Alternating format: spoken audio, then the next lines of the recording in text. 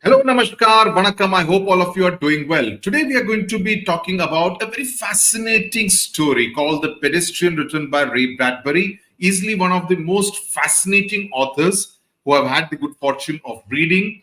ICSE, for some reason, seems to be quite fond of Ray Bradbury because we had a story called All Summer in a Day in Treasure Trove, which was for the previous batch of class 10 students.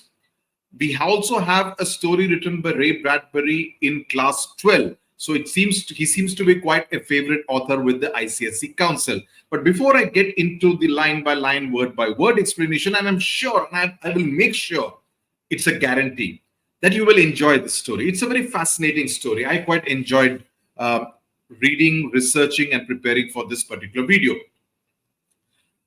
I would want to go through what exactly he's trying to convey, and I always tell the students to go through this box which is there at the beginning of the story because it gives you some kind of a context. Okay, so let me go through my notes which I have prepared, and then we will go into the story after that. 1 second. Okay, so study with Sudhir, English with Sudhir sir, The Pedestrian. What is the story about?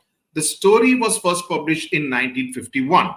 It is set in what is called a dystopian future. Now, what is dystopian future? I will explain. Where people have become isolated from each other and their surroundings due to technology and mass media. So technology as some kind of a disruptor, and I can perfectly relate it to the day of today in 2024 while I'm recording this particular video in the 21st century, where technology, it is supposed to bring us closer. Social media in particular, for instance, you are able to connect with anyone sitting in any part of the world with a click of a button. Isn't that true? But at the same time, haven't you seen that in a gathering, people are so immersed in their mobile phones that they do not necessarily interact with each other. And that way, they get isolated from each other and their surroundings. When we are going on a trip, instead of admiring the nature of that place, we are too immersed in our mobile phones. And I'm sure each one of you suffers from that. All of us do. Okay, which is not a good thing at all. Now, what is the meaning of the word dystopian? Now, dystopian, if I have to explain it in very simple words, it is the opposite of utopian. Now, utopian is a word which you may be familiar with, which describes an ideal, perfect kind of a society. You know, if you were to imagine utopia, utopia becomes utopian. Okay, so dystopian refers to the imaginary society which is undesirable or frightening. That is something negative happening in that particular society. So there could be elements like environmental disasters. There could be collapse of societal orders. Dystopian themes explore elements like authoritarianism, surveillance, loss of freedom, and the consequences of unchecked technological advancements. Okay, so if there is too much of technology, and actually let me explain it to you with the help of this example.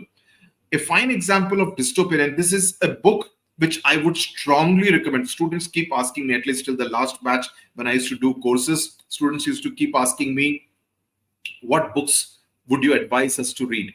This is a book I would always strongly recommend.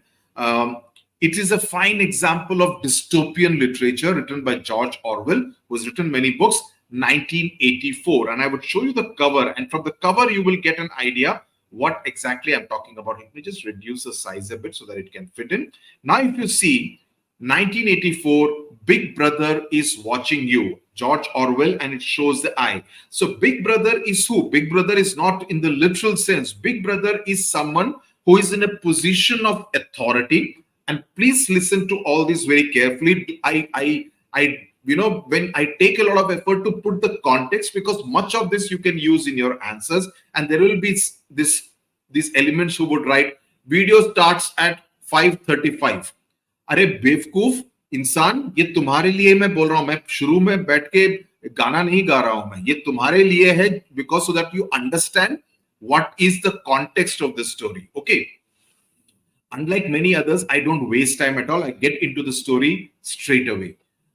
So Big Brother is watching you. If you see the story, that's precisely what is happening, because there is no human to human interaction. The lone human being is interacting with a machine. So similarly, you are under surveillance. Now, things like CCTV, which means someone in the control room is able to watch what you are doing on that particular street or what you are doing inside the classroom, right? So there are CCTVs, surveillance, and your technology coming and keeping an eye on you. For instance, what we talk, haven't we seen so many times that suddenly ads pop up on Facebook, etc., which precisely suggest what you were talking about, right? Or someone overhearing your phone conversations, phone tapping. All this are examples of Big Brother is watching you. This, when people write about that, that is known as dystopian literature. I hope I've made it clear. Now, what happens in this story? In this story, the protagonist is called Leonard Mid. You can this thing. I would prefer to call him Mid. He's a writer who enjoys taking solitary walks in the evening. However, in this society, walking, very weirdly enough, is considered very odd and a very suspicious kind of activity. That wouldn't happen in today's society. But he's talking about a time when walking itself is considered a rather strange and a suspicious kind of activity, because otherwise everyone is actually indoors glued to their TV screens. Now, because the story was written almost 75 years ago, so he has looked at television as a major piece of advancement. But today, I don't think people watch television. People are more glued to their mobile phones. So one night when Leonard is out walking, he's stopped by a robotic police vehicle that questions his purpose of being outside. Why are you outside is what the robotic car asks. There's no human being. It's a driverless car, like the Tesla cars that are being spoken about right now. Right? And Leonard tries to explain that he's simply taking a walk. But the police car does not understand that why would anyone want to walk aimlessly. It thinks it is something very unnatural to do. And according to that police car, walking around is a regressive activity. Please use this word in your answers. And it ultimately arrests Leonard and sends him to a psychiatric care center, and it leaves the streets empty once again. No human being is seen anymore on those streets. So in fact, I've got this image which gives you an idea. You don't see any human being anywhere on the street. Okay, they're all indoors. Okay, they're all indoors, and there is this kind of a police vehicle, okay, which again does not have any human being there. And this guy, Leonard Mead, he has to interact with him. Mead is probably better. Okay. So the story basically, what does it do is to serve as a critique of a society that prioritizes technology and conformity over individuality and human connection. इस तरह के phrases का इस्तेमाल please अपने answers में कीजिए. Okay, it serves as a critique of a society. Now that society is, giving more importance to technology, and also that everybody should behave in the same manner. That's what is meant by the word conformity. It does not respect the fact that every individual is different and every individual has his or her own individual rights. And it also does not prioritize human connection. The story kind of tells us about the dangers of isolation and the absence of community, that there is no community at all. So Leonard, essentially, what did he want? He wanted a simple human experience like walking and observing the world around him in a world which is absolutely consumed by technology. It's only consuming technology all the time. So what Bradbury story is doing is that if there is a society that is overly consuming technology or overly reliant on technology and disconnected from human interaction, what can be the pitfalls of that? So someone who is a natural, who is behaving like how a human being should be, he is sent to a psychiatric care center. So, in a very roundabout way, in a very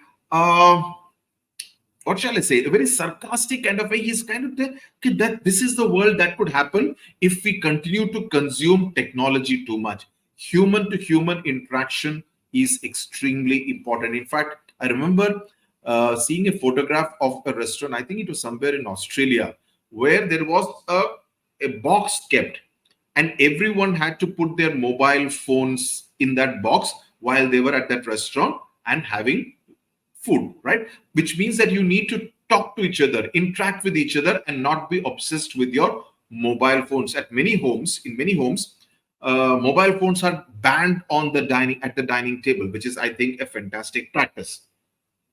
So the story tells us that we should not be self-obsessed or obsessed with technology. And in that sense, it is a wake-up call. A little bit about Ray Bradbury himself, who, as I said, is a great author.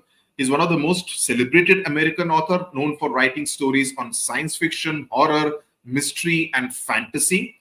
He's written close to about 50 books, and many stories have been made into television series and shows.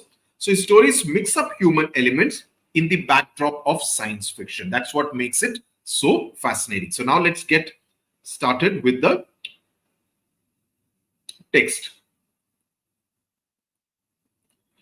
To enter out into that silence that was the city at 8 o'clock of a misty evening in November. So he's telling you what time of the year, what month of the year it is. To put your feet upon that buckling concrete walk, to step over grassy seams and make your way, hands in pockets, through the silences. That was what Mr. Leonard Mead most dearly loved to do.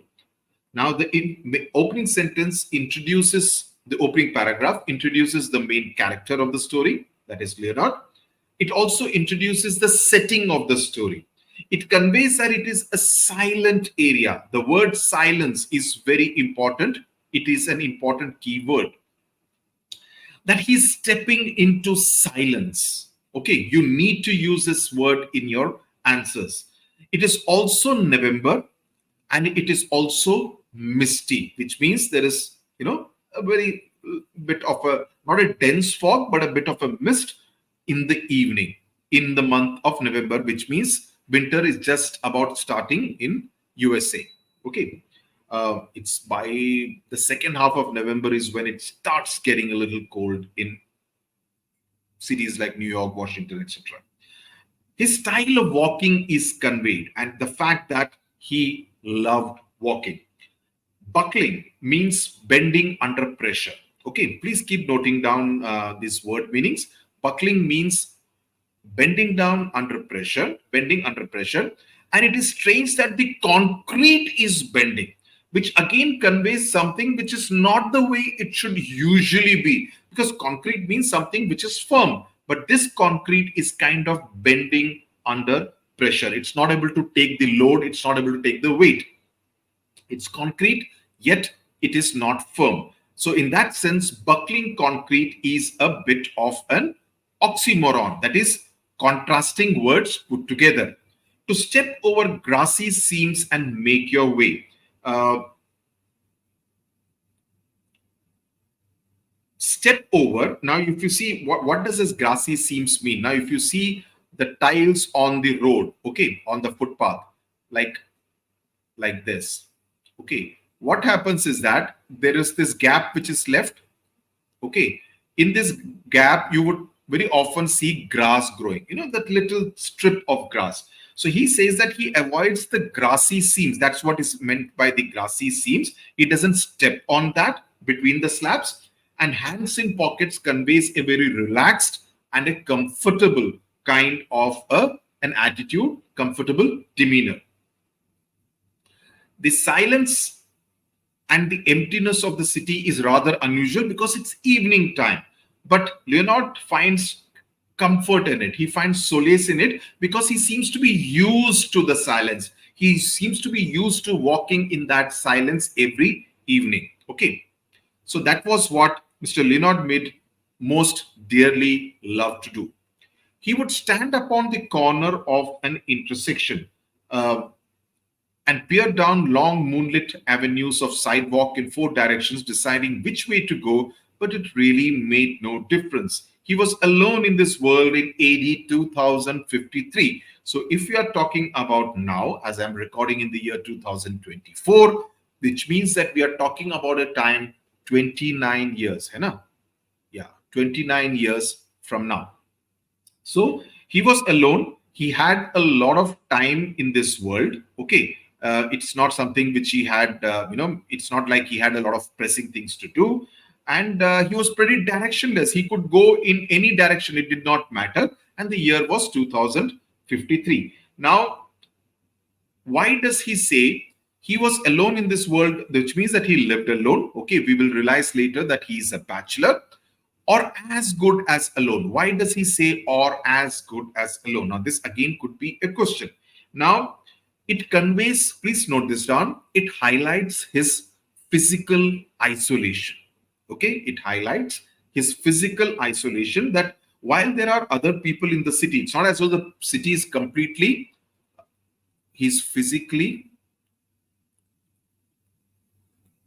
isolated. So it's not as though there aren't people in the city, but he does not meet anyone while he's on his walks. So there are empty streets, the dark houses, there is lack of interaction, and that shows a world where people are isolated within their homes, glued to their television screens. So there is also social isolation, because Leonard does not connect with the way society functions in 2053, that people are glued to their entertainment screens, the TV screens, and walking for pleasure seems like a suspicious activity. So there is lack of physical companionship, and he is also socially disconnected. That's another important phrase that you should use in your answers.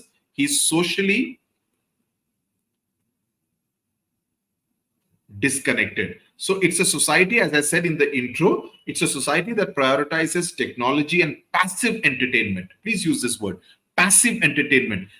Active entertainment is what? When you walk, you see different sights, you hear different sounds. That's, you're being entertained actively. Passive is something which is just happening on a TV screen and you're isolated within your house. You're not seeing anything else. So it also points out one more fact, that Leonard is a non-conformist. He does not conform to the notions with the way the rest of the society seems to behave in that particular city. Okay, he's talking to himself rather than talking to anyone else, and shows that he wants real communication, but he doesn't find that in that particular city. And he knows that everyone is only watching mindless entertainment, but he chooses this path, that I will go on my long evening walks, directionless, because that's something which I enjoy doing. Okay, so a path selected, he would stride off, sending patterns of frosty air, because it's early November, so a bit of the cold. So there's that frosty air before him, like the smoke of a cigar, as anyone in winter, muh se dhua aata hai na, safed. So that's what he's referring to.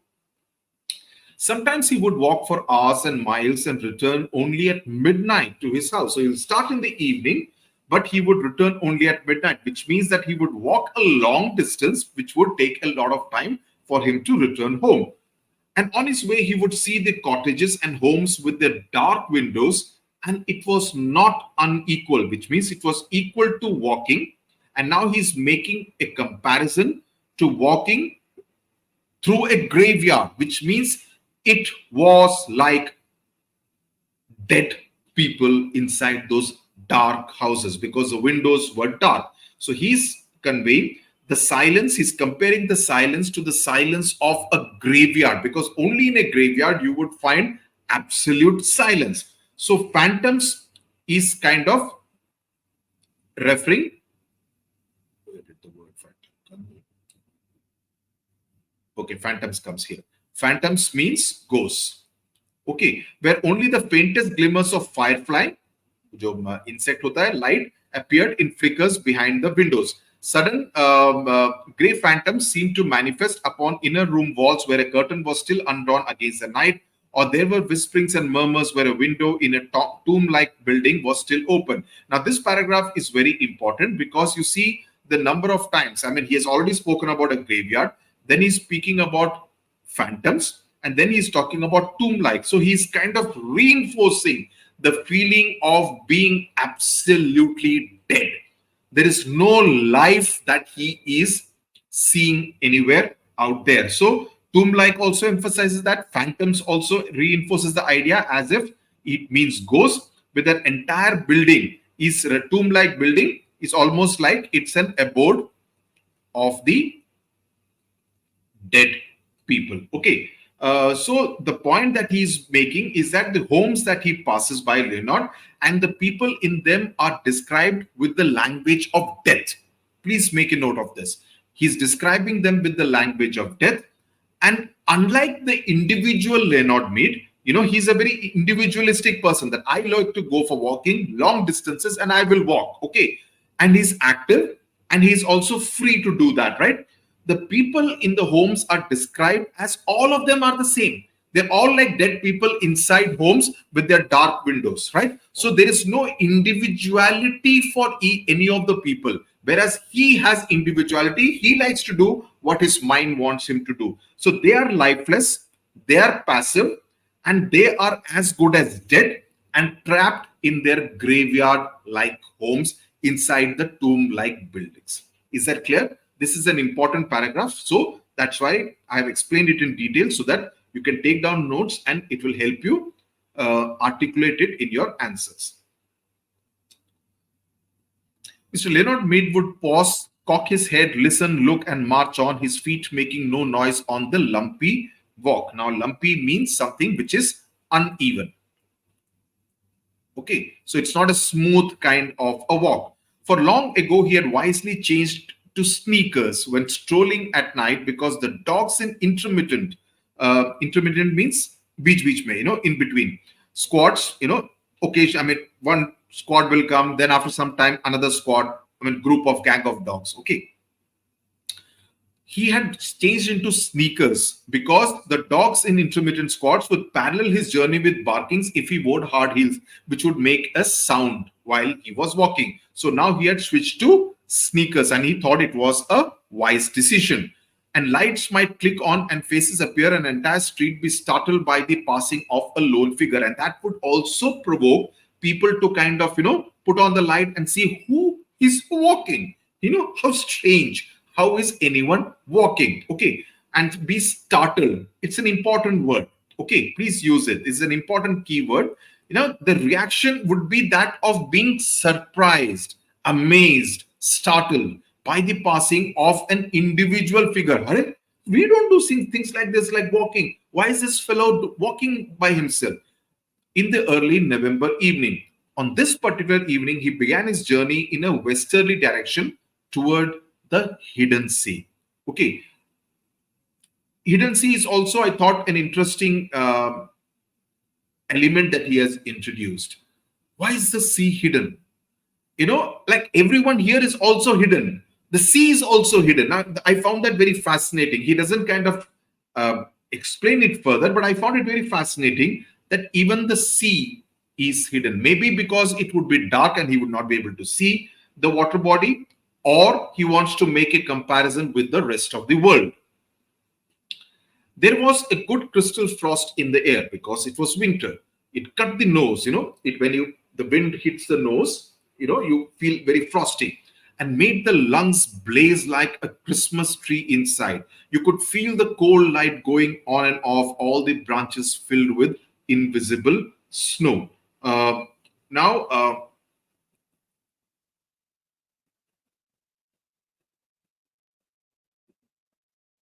This is the description of how the cold is affecting his body, his inside, including his lungs. Okay, so he's saying that, the cold was so much, it would feel as though there was a Christmas tree inside, and you could feel the cold light going on and off, and all the branches, he's kind of giving you a feeling of how he's feeling inside his body.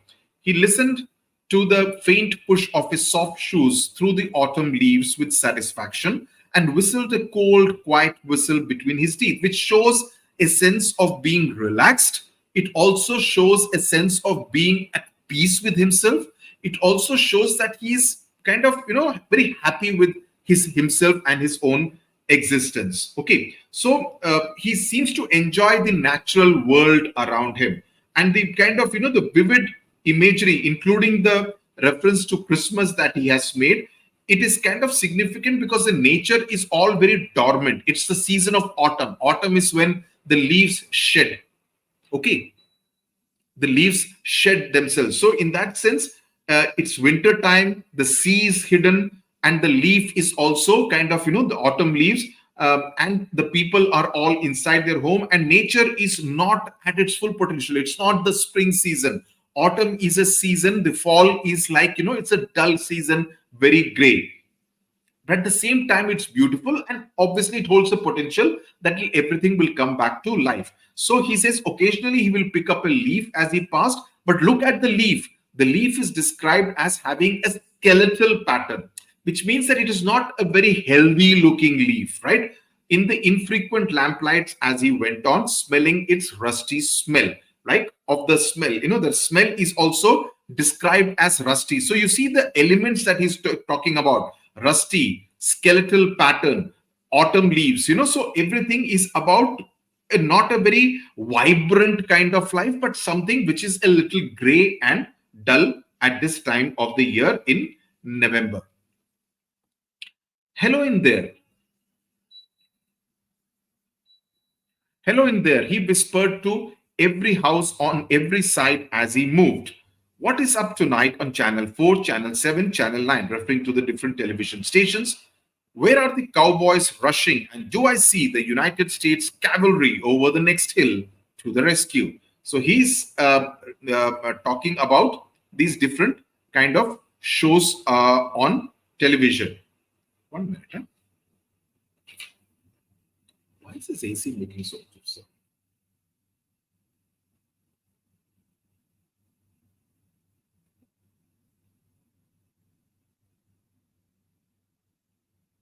There is a bit of a difference between, oh no, this, fine.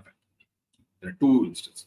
So he says he kind of, asks, who is, what is there on television on all these channels. So it's almost like he's whispering, not that he's going to get an answer, because he knows everybody would be watching Channel 4, Channel 7, Channel 9, and he's asking about a specific TV show. Cavalry means the horses.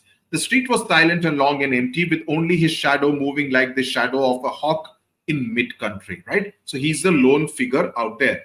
If he closed his eyes and stood very still, frozen, he could imagine himself upon the center of a plain, a wintry, windless Arizona desert with no house in 1,000 miles and only dry river beds, the streets for company. So he's comparing it with the Arizona desert. So in desert also, you don't see any kind of life or vegetation for miles at end. He says it is something which very similar out here, right? There is no life that he's able to see. What is it now? He asked the houses, noticing his wristwatch. 8:30 p.m. Time for a dozen assorted murders that would be coming on television, or a quiz, or a review. Review is a variety show which consists of songs and dances, or a comedian falling off the stage. So he's asking, what is it that each one of you is working? So he's almost feeling very amused by his own questions, if you realize, right? The kind of questions, the kind of tone with which he's asking, that seems to kind of amuse him. He's amusing himself with asking those questions because he knows all of them would be doing pretty much the same. The only variety would be that some of them would be watching a quiz, some of them would be watching some kind of a murder mystery show, or someone would be watching some kind of a stand-up comedy show. Was that a murmur of laughter from within a moon-white house? So maybe they're watching the comedy show. He hesitated, but went on when nothing more happened. He stumbled over a particularly uneven section of sidewalk.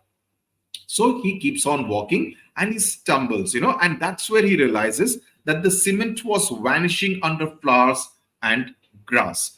In 10 years of walking by night or day for thousands of miles, so it is something which he has been doing for years at end, 10 years in specific terms, from 2043 to be precise.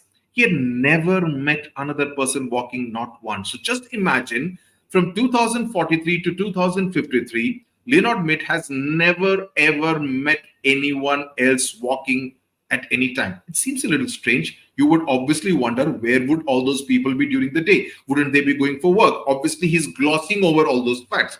Those kind of questions obviously come to our mind, but he's talking about this particular specific time of night or even day, which seems a little strange, but that's what he's claiming, that he had never seen another person. So all of them seem to be working from home, COVID pandemic time, right?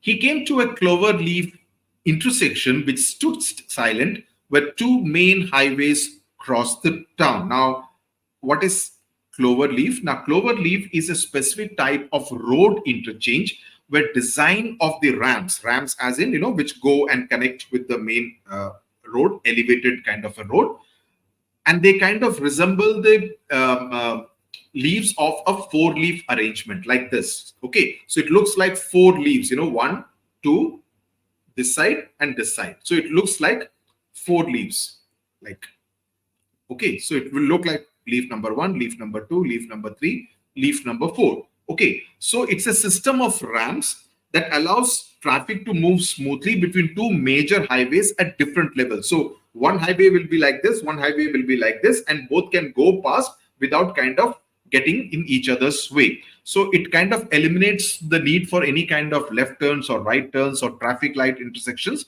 and allows for smoother traffic flow. It also avoids head-on collisions. So that's what he's talking about. During the day, it was a thunderous surge. Surge means increase of cars. The gas stations were open, so people would come, but we don't know whether they were driverless cars. A great insect rustling and a ceaseless jockeying for position as these scrab beetles, a faint incense sputtering from their exhaust, skimmed homeward to the far directions. Now, what is he talking about? Now, scarab beetles are stout-bodied beetles, insects, in bright metallic colors. Okay, in bright metallic colors, and they were believed to be the symbol of rebirth and regeneration. Okay, and here it has been used as a metaphor for cars. Cars have been described as scarab beetles, which were there in bright metallic colors. They are like beetles. Some cars are also called as, in fact, the first car I had, Matiz, Devu Matiz, Korean car, it was called in the shape of a beetle, very nice looking small car. So the car culture that was taking over different cities in the 1950s when the story was written has kind of, resulted, and he still thinks that would be the case in 2053, has resulted in dehumanization, with people being compared and likened to insects. They're being compared, they're being spoken of like insects. And in the night, the city does not have any cars. So it is very lifeless and very dormant at that point in time. Unlike the case, the contrast between day and night is being highlighted. Okay, but now these highways, the roads, were like streams in a dry season, that is no water. So when there is no life, that's what he's comparing. The roads are being compared to streams in a dry season where there would be no water. Now there will be no vehicles, all stone and bed and moon radiance. The moon is shining on the roads. He turned back on a side street, circling around towards his home. So now he decides that now I will go back home. He was within a block of his destination, that is his residence, when the lone car turned a corner quite suddenly. Now he's got surprised that he has seen a car coming and flashed a fierce white cone of light upon him. There is a white flash like a police vehicle. It is a police vehicle. And he stood entranced because he did not expect it, because he did not see any cars till then. Not unlike a night moth, the insect that kind of shines in the night, stunned by the illumination and then drawn towards it, the insect which is drawn towards light or candles or any kind of light. So he kind of compares himself at that point in time to a night moth. So one of the questions that you could possibly be asked is the insect imagery that Ray Bradbury has used in this story. So please keep making a note of all the insects, etc., that he has mentioned, the scarab beetles, the night moths, etc., and what he has compared The scarab beetles to the cars, used as a metaphor for the cars. Now he's using the night moth for the character Leonard Mid.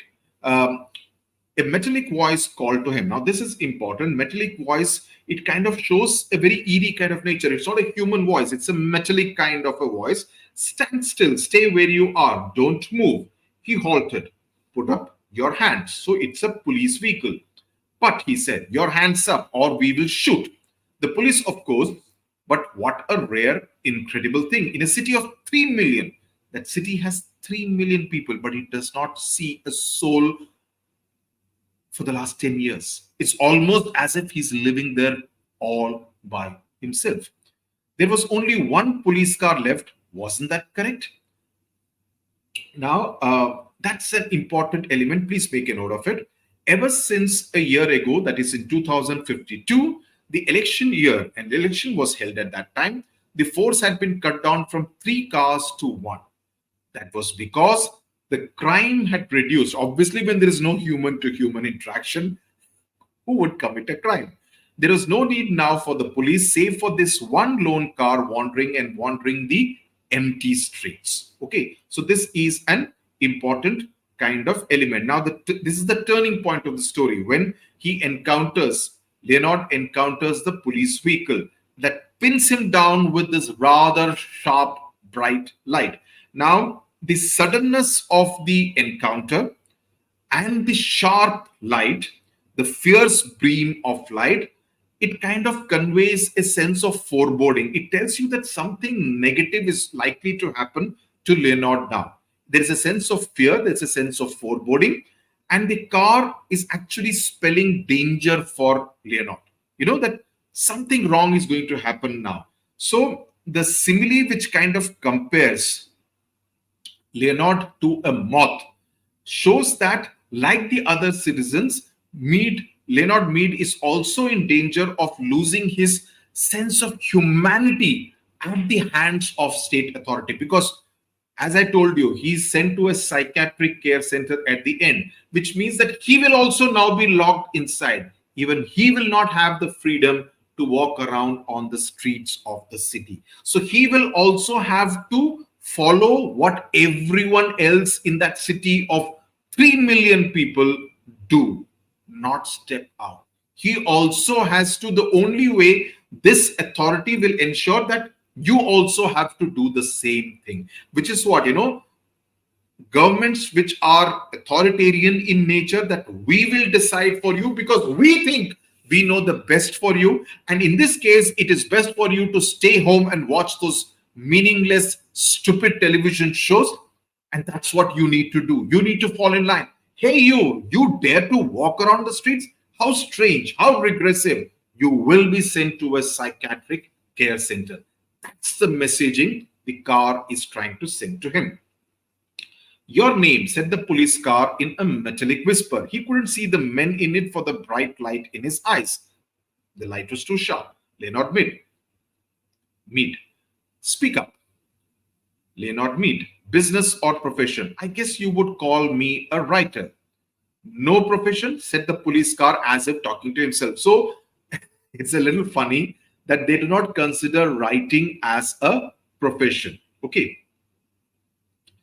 And I found this quite funny because in today's day and age of ChatGPT and automation, I'm sure there will be much improved versions of ChatGPT by the year 2053. So this could actually happen that nobody would actually write original stuff. Everything would be so automated. So this is the way creativity is treated, that if he says that I am a writer, it means that he's a creative kind of a person. But it means that if you are a creative kind of a person, it means that's not considered a profession by the authorities. And I found, and that's an important point to make note of. Okay, these are all intricate details, and that's what makes literature fascinating. If you're able to dissect it, understand it, analyze it, because then it will obviously add to the quality of your answers in the examination. The light held him fixed like a museum specimen, needle thrust through chest. So it is almost like piercing through him. The light, the beam of light, is so fierce, so sharp, that's almost like, a needle which is kind of going through his chest. You might say that. He hadn't written in years. He said, yeah, you could say that no profession because he had not written for many years because magazines and books did not sell anymore. No one read. Everything went on in the tomb-like houses at night. Now he thought, continuing his fancy, right? Again, reference to the tomb-like houses. The tombs, ill-lit by television light, where the people sat like the dead, the gray or the multicolored lights touching their faces, but never really touching them. Very important and a very deep line. 1 minute.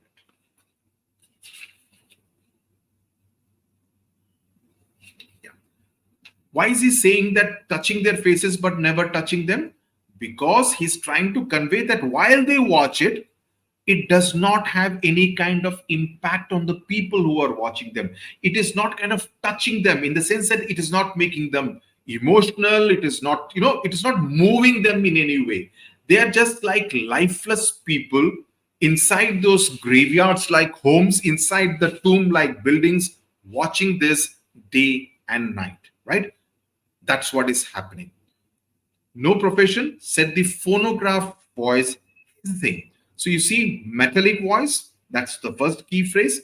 Then this one, phonograph voice hissing. Please make a note of this. Phonograph is a record player. It was invented in 1877 and it was used for reproducing recorded sound. So that's what phonograph refers to. Walking, just walking. He said simply, but his face felt cold. Walking, just walking. I mean, he's so surprised. Why? How can anyone just walk? Yes, sir. Walking where? For what? Walking for air. Walking to see. I want to feel the fresh air and I want to see the sights of the city. Your address, 11 South St. James Street. And there is air in your house. You have an air conditioner. Just imagine. In fact, I saw a tweet by an environmentalist and he was obviously being sarcastic. And he said that let's cut down all the trees, and because we are making smart cities now, he's from Tamil Nadu, Chennai. Since we are making smart cities, let's have, air conditioners fitted around the streets. That would make our cities smart. I mean, this is so much like that. He says, don't you have, air? Do you need to come out to inhale fresh air? Don't you have an AC at home? So that's what he's referring to. Yes, and you have a viewing screen in your house to see with? They have a television set? No. There was a crackling quiet that itself was an accusation. How dare you not have a viewing screen? So that's what he's trying to convey. And he considered it, he thought it was very odd that this man did not own a viewing screen. Are you married, Mr. Mead? No, not married, said the police behind the fiery beam. The moon was high and clear among the stars and the houses were gray and silent. So you see, every time he's constantly reinforcing the grayness of the houses. Okay. Nobody wanted me, he just tried to be funny. Don't speak unless you're spoken to. So that is, the voice, the metallic voice is being assertive, is kind of conveying authority. Leonard Mead waited in the cold night. Just walking, Mr. Mead. Yes, again they repeat. But you haven't explained for what purpose. I explained, for air and to see, just to walk. Have you done this often? Every night for years. I've done this quite often. And they surprised, ye humko pehle kyun nahi mila? The police car sat in the center of the street with its radio throat faintly humming. The third reference, metallic voice, phonograph hissing, radio throat faintly humming. Please, again and again, I keep requesting you, okay, as though marks मेरे को मिलने वाले हैं. ये key phrases को note कर लो, इस्तेमाल करो अपने answers में. Well, Mr. Mead. So again, conveying a very mechanical kind of a voice. It's not a human kind of a voice. There is no warmth in the voice. It is a very radio kind of a voice. Is that all? Yes. Here, there was a sigh, a pop. The back door of the police car sprang wide. Get in. So the door opens and the voice says, get in. Wait a minute, I haven't done anything. Get in. I protest. Mr. Mead. He walked like a man suddenly drunk as he passed the front door, because he was obviously taken aback by the fact that the police car was asking him to get into the police van. It is like he was being detained, he was being arrested. As he passed the front window of the car, he looked in. As he had expected, there was no one in the front seat, no one in the car at all. Get in. He put his hand to the door and peered into the back seat, which was like a little cell. It was like he's going to be taken into custody inside that vehicle itself. A little black jail with bars. So now you see, again, the use of the word black, darkness being conveyed with bars. So the whole effect is very ominous. It smelled of riveted steel. So it is in contrast to the air, the fresh air that he liked to smell outside. Here it is smelling of riveted steel. Okay, so hard and metallic emphasize a lack of warmth, lack of comfort. It smelled too clean and hard and metallic. It smelled of harsh antiseptic. Now, harsh antiseptic conveys an environment that is very sterile, the kind of smell that you get in hospitals. It's not the natural smell in the air. And it sterile also conveys a very emotionless. Sterile also conveys a very emotionless state of society, nature of society. And the driverless car, again, is a symbol of society which is devoid of any kind of human connection or interaction. Okay, so that's what is being conveyed. There was nothing soft there. Again, an important line, because it highlights that there is nothing comfortable inside that police car. It is an emotionally barren kind of a society, which, again, as I said in the introduction, it prioritizes isolation, that he is going to be inside that car, inside that little black jail behind bars. So again, he's also going to be isolated, that this is the way you have to live life if you have to be in the city in 2053. So his love for walking, strangely enough, is deemed to be, is perceived to be a threat in this heavily controlled kind of a society. So the car, which is devoid of softness, it means that he's going to be potentially imprisoned, and his future again is going to be, from now onwards, is going to be devoid of any kind of human connection. Already we know that he's a bachelor, so it's not as if he interacts with people, but now even more, he will not even get to interact with the natural air. And walking is called a regressive kind of a tendency. Now, if you had a wife to give you an alibi, if there was a wife and the wife could say that, he was with me and, that kind of a thing, that would have been better. But since he does not have a wife, even that option is cut off. Alibi is something like, somebody says that, oh, he was with me at this time, so he could not have committed the murder, right? So, there is no wife to kind of confirm all these facts that you have just stated to us. But where are you taking me? The car hesitated and rather gave a faint whirring cluck, that sound, kind of a sound, as if information somewhere was dropping card by punch, slotted card under electric eyes. So someone was kind of, punching it, and information was coming inside to this police vehicle, to the Psychiatric Center for Research on Regressive Tendencies. So walking is called a regressive tendency, and the system, the authorities believe that he needs to be given psychiatric treatment. He got in and the door shut with a soft thud. Again, use of an oxymoron, because a thud is a sharp sound. Thud is not a soft sound, but he calls it a soft. So, this kind of a very opposite words being used. So he kind of, there is something very romantic with the way Leonard actually likes to indulge in walking. But now that option is obviously not there for him anymore. And he is kind of, he does not obviously fit into this particular society which likes to stay indoors all the time, or they have been forced to stay indoors all the time, whereas he likes to indulge in this favorite pastime of walking. The state power obviously apprehends him. It kind of arrests him, sends him to a psychiatric center, and there is the imagery of the jail is also very significant, because it now means that he's now being considered as an actual criminal, someone with a deviant behavior by the authorities. And that's something very dangerous, that it will not allow anyone to have their way and indulge in something like a regressive tendency like walking. Okay, so the car is kind of representing the authorities. It is robotic, it is inhuman, it is driverless. Someone is feeding in the commands and it is actually reading it out in a metallic voice, and it is operated remotely. And people also have lost their humanity. It is like insect-like, beetles-like by day, ghost-like by night. It's an important phrase. It's an interesting phrase which you can use. Insect-like by day, ghost-like by night. Okay, and the machines are having the power, all the power to make decisions. So I hope you enjoyed this story. I hope you understood this story in great detail, and I think I have done justice to it.